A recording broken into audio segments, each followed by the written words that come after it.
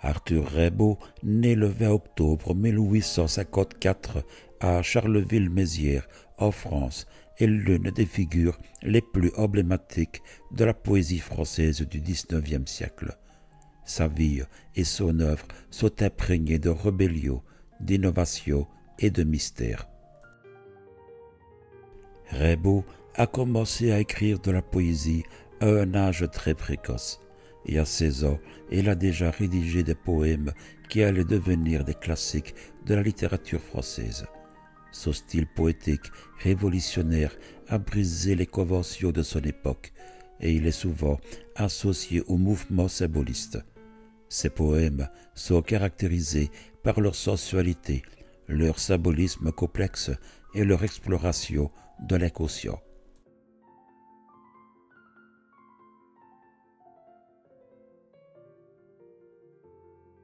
C'est un trou de verdure où chante une rivière, accrochant follement aux herbes des haillons d'argent, où le soleil de la montagne, fier, lui, cette petite Val qui mousse de rayons.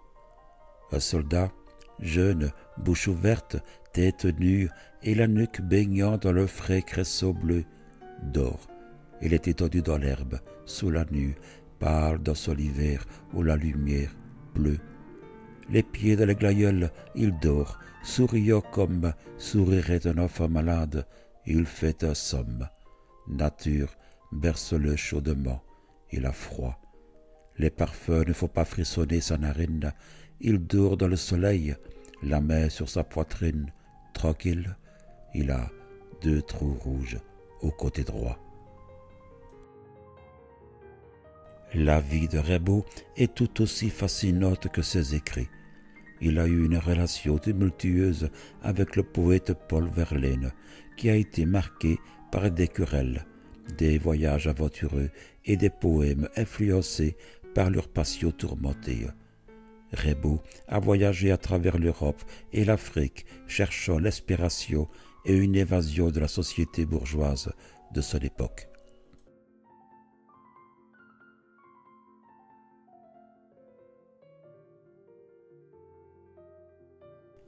Je m'en allais, les poings dans mes poches crevées, mon paletot aussi devenait idéal.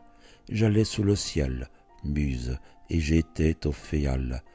Oh là là, que d'amour splendide j'ai rêvé. Mon unique culotte avait un large trou. Petit poussé rêveur, j'étreignais dans ma course des rimes. Mon auberge était à la grande ourse. Mes étoiles au ciel avaient un doux froufrou.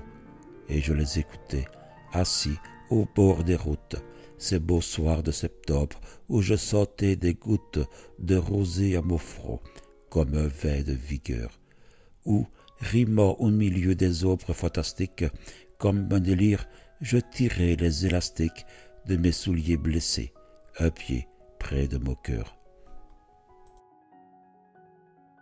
La vie d'Arthur Rimbaud est marquée par sa rébellion précoce, ses voyages aventureux et son génie poétique exceptionnel, son influence durable sur la poésie et la littérature française en fait une figure incontournable de l'histoire littéraire.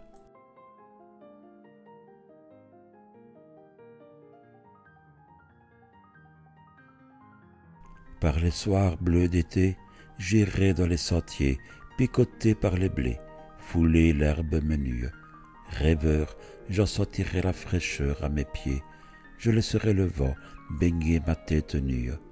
Je ne parlerai pas, je ne penserai rien, mais l'amour infini me montera dans l'âme, et j'irai loin, bien loin, comme un bohémien, par la nature, heureux comme avec une femme.